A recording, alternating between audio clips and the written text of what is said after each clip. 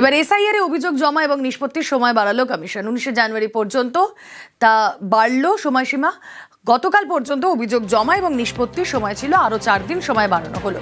কথা বলবো সোমরাজ, এই বিষয়ে আরো আপডেট দিতে পারবেন। সোমরাজ, দেখো, এসআইআর এর অভিযোগ ও নিষ্পত্তির সময়সীমা গতকাল পর্যন্ত ছিল, সেটা 19 জানুয়ারি পর্যন্ত বাড়ানো হয়েছে।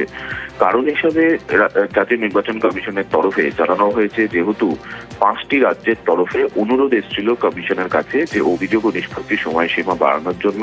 তাছাড়াও বিভিন্ন রাজনৈতিক দলের তরফেও অনুরোধ জানানো হয়েছিল যাতে এই অভিযোগ ও নিষ্পত্তির সময়সীমা বাড়ানো হোক। তাই গোটা পরিস্থিতির কথা মাথায় রেখেই কমিশন এই সিদ্ধান্ত নিয়েছে যে অভিযোগ ও নিষ্পত্তির সময়সীমা বাড়ানোর ব্যাপারে 15 জানুয়ারি, অর্থাৎ যেটা গতকাল পর্যন্ত ছিল, সেই সময়সীমা বাড়িয়ে 19 জানুয়ারি পর্যন্ত করা হয়েছে। বেশ।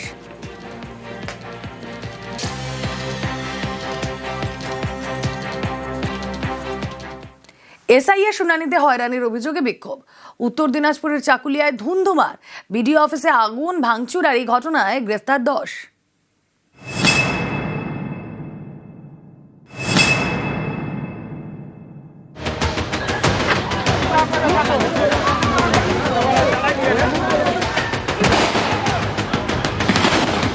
বিডিও অফিসে ক্ষোভের আগুন।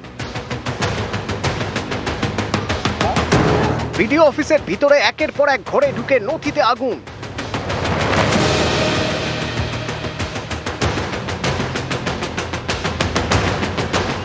লন্ডভন্ড চেয়ার, টেবিল, তছনছ গোটা বিডিও অফিস।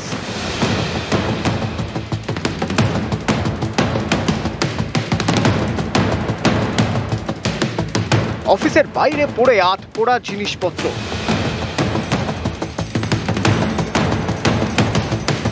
এই তাণ্ডব উত্তর দিনাজপুরের গোয়ালপুকুর 2 নম্বর ব্লকে চাকুলিয়ায় বিডিও অফিসে। স্থানীয়দের অভিযোগ, শুনানির নামে হয়রানি করা হচ্ছে, বারবার ডাকা হচ্ছে। এদিন সকালে চাকুলিয়ার বিভিন্ন জায়গায় এ নিয়ে শুরু হয় বিক্ষোভ, রাস্তা অবরোধ।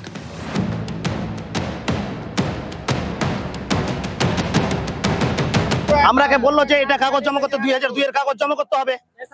এবার নিয়ে আমরা 2002 এর কাগজ জমা করলাম।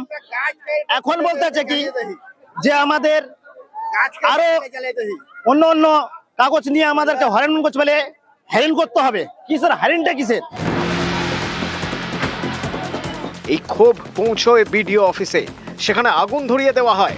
বিডিও অফিসে কিন্তু যেখানে ভাঙচুর করা হচ্ছে, ভাঙচুরে যা জিনিসপত্র রয়েছে ভিতরে সমস্ত কিছু কিন্তু এখানে এনে উত্তেজিত জনতা সেটাকে আগুন ধরিয়ে দিয়েছে, এবং আগুন ধরিয়ে দেওয়ার পরে কিন্তু এই এলাকায় ব্যাপক উত্তেজনা ছড়িয়ে পড়ে। চাকুলিয়ায় বিডিও অফিসের ভিতরে সব লন্ডভন্ড। এই বাংলা সহায়তা কেন্দ্র যে চিত্রটা তুমি দেখতে পাবা, যে একবারে পুড়ে ছাই করে দেওয়া হয়েছে। একদম নথিপত্র যা জিনিসপত্র ছিল সমস্ত কিছু কিন্তু পুড়িয়ে দেওয়া হয়েছে। পরিস্থিতি নিয়ন্ত্রণে আনতে এলাকায় পৌঁছয় পুলিশ।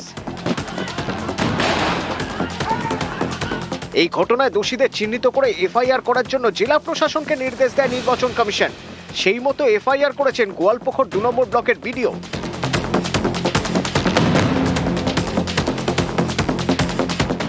হয়েছে 10 জন অ্যারেস্ট হয়েছে, অ্যাকশন নিচ্ছে পুলিশ। ফার্দার যাতে এই ধরনের ঘটনা ঘটে, মাইক্রো অবজারভার 10 জন উইথড্র করে নিয়েছে। উইথড্র করেননি, চিঠি দিয়েছেন। উইথড্র কি আছে এখানে? উইথড্রল স্কোপ কোথায় আছে? তারা বলছে যথেষ্ট সেফটি সিকিউরিটি পাচ্ছেন না। একজন ভাই ওরা অন ডেপুটেশন আছে, উইথড্র করতে পারবে না।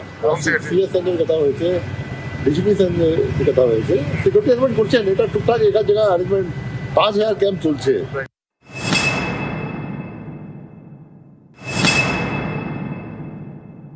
যারাই করলো এটা, ওরা, আমি বলবো যে ওরা ইচ্ছাকৃত ভাবে করেনি, ওদেরকে হয়তো কেউ বলেছে, উস্কিয়েছে বলে এটা করেছে।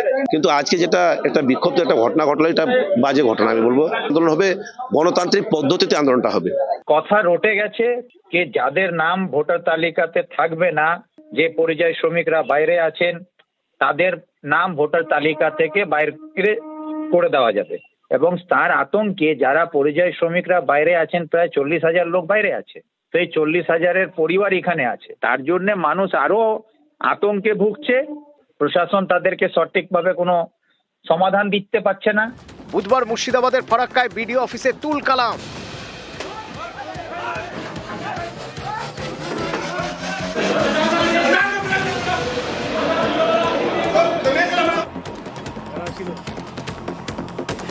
এবার চাকুলিয়ায় বিডিও অফিসে তাণ্ডব। উত্তর দিনাজপুর থেকে চঞ্চল মোদক, নিউজ 18 বাংলা। অনুপ্রবেশকারীদের বাঁচাতে তৃণমূলের হামলা, অভিযোগ শ্রমিকের। মানুষের ক্ষোভের বহিঃপ্রকাশে দায়ী বিজেপি। পাল্টা অভিষেক, সংযত থাকার বার্তা অভিষেকের। এই বাংলাদেশি অনুপ্রবেশকারীদের নামই ভোটার লিস্টে রেখে দিতে চায়। এদের নাম বাদ দেওয়া নিয়ে যত আপত্তি এবং তৃণমূল কংগ্রেসের আশঙ্কা, তার থেকে বিভিন্ন জায়গায় আক্রমণ। আজ এই অনুপ্রবেশকারীরা এবং তৃণমূল কংগ্রেসের ঔদ্ধত্য এমন জায়গায় পৌঁছে গেছে যে সরকারি অফিসে তারা আগুন দিয়ে দিল। এর ক্ষতিপূরণ কে দেবে? এখন ইলেকশন কমিশনকে চিন্তা করতে হবে, এই যে দিকে দিকে বিএলওদের উপরে চাপ সৃষ্টি করে ফর্ম 7 কে অ্যাকসেপ্ট করা হচ্ছে না, এক্ষেত্রে সরকারের অবস্থান কি? এসআইআর কে সুষ্ঠুভাবে সম্পূর্ণ না করে পশ্চিমবঙ্গে নির্বাচন করা যাবে না। মানুষকে যেভাবে হ্যারাস করা হচ্ছে, এটা ক্ষোভের বহিঃপ্রকাশ। এরা ঘুষপেটিয়ার কথা বলে, আমাদের বাংলাদেশি বলে। এই যে 58 লক্ষ নাম বাদ গেছে, তাদের মধ্যে কজন বাংলাদেশি? আপনারা জিজ্ঞেস করুন বিজেপি নেতাদের। মানুষের ক্ষোভের বহিঃপ্রকাশ। কিন্তু আমি আপনাদের মাধ্যমে অ্যাপিল করতে পারি যে মানুষ যাতে শান্ত থাকে, সংযত থাকে। সবার উপর যে চাপ তৈরি করেছে ইলেকশন কমিশন, 2 বছরের কাজ 2 মাসে করতে হবে। এর জন্য একমাত্র দায়ী ভারতীয় জনতা পার্টি এবং ইলেকশন কমিশন। এরা ভাবছে নোটিশ পাঠিয়ে মানুষকে শিক্ষা দেবো, মানুষ ভোট দেয়নি বলে। যত নোটিশ এরা পাঠাবে, বিজেপির ভোট তত কমবে। মুকুন্দপুরে বিএলওর অস্বাভাবিক মৃত্যু, আর এই নিয়ে তৈরি হয়েছে রাজনৈতিক বিতর্ক। মুর্শিদাবাদের শামশেরগঞ্জ এবং লালগোলায় এসআইআর আতঙ্কে 2 জনের মৃত্যুর অভিযোগ।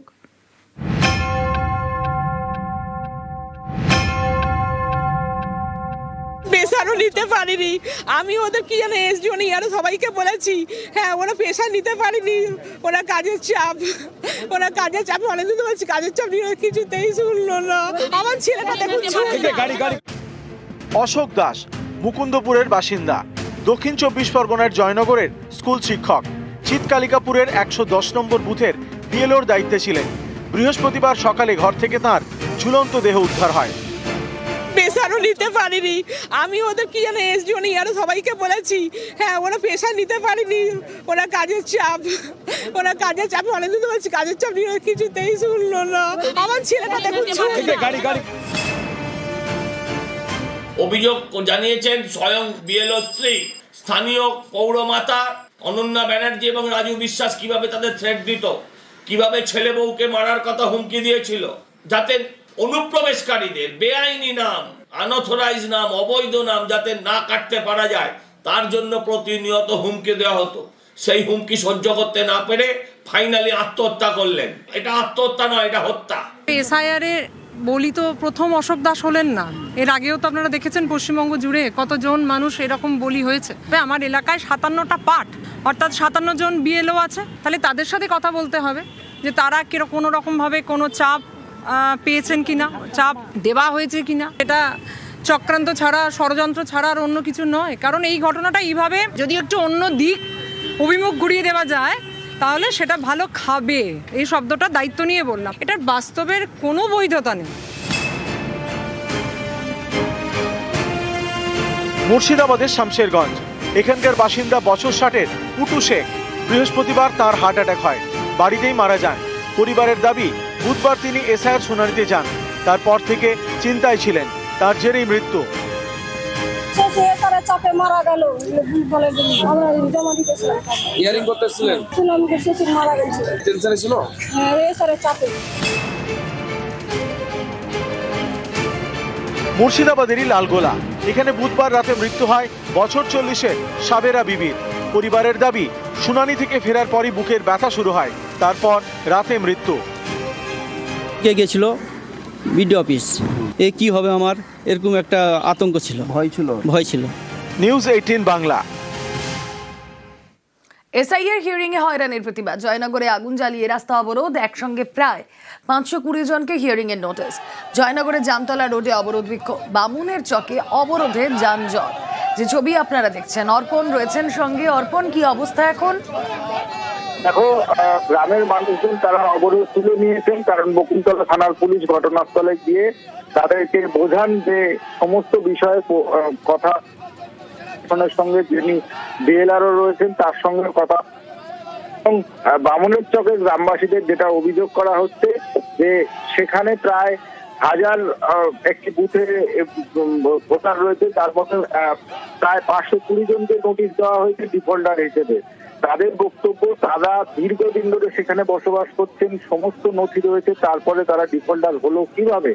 এই প্রশ্ন নিয়ে গ্রামের মানুষজন কোনো রাজনৈতিক পতাকা ছাড়াই তারা এসআইআর নাম ফেরত আসছে, ওই জন্য করেছি। কি চাইছে কিছু বলছে না। আমি চাচ্ছি যে আমার নামটা ফেরত আসে, মানে ভালোভাবে আসে, এখানে থাকতে পারে। আমাদের হাজারো মানুষের প্রমাণ থাকা সত্ত্বেও কমিশনার আমাদেরকে হয়রানি পেরেশানি করে মানুষের জন্য আজকে রাস্তা লাভতে বাধ্যতা করিয়েছে। সত্ত্বেও প্রুফ থাকার পরেও কিভাবে কিছু শ্রেণীর মানুষ বলতে চায় যে বাংলাদেশ থেকে এসে থেকে প্রুফ দেওয়ার পরে আমাদের নামগুলো সঠিকভাবে থাকার জন্য আবেদন করছি সরকারের কাছে। এসআইআর এই নাম ফর্ম ফিল আপ করছি, নাম ফর্ম ফেরত দিয়েছে যে ঠিকঠাক নাম হয়নি, কিন্তু আমরা এখানকার তো বাসিন্দার, কিন্তু নামটা ঠিকঠাক আসবে না কেন? এই জন্য আমরা পথ অপরাধ করেছি, যাতে আমরা ঠিকঠাক নাম থাকে। রামপুরহাটে বিএলওকে এসআইআর শুনানির নোটিশ, আগামীকাল হিয়ারিং এ তলব শিক্ষক বিএলওকে। রামপুরহাটের বরজলের বিএলওকে নোটিশ।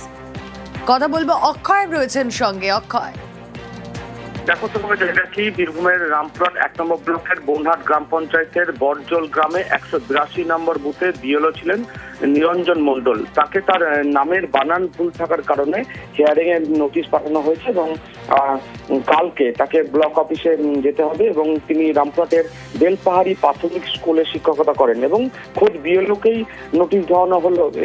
সেই নিয়ে কিন্তু বিএলও অবাক হয়ে পড়েছেন যে তাকেই আবার যেতে হবে ব্লক অফিসে, সেই নিয়ে। ওকে।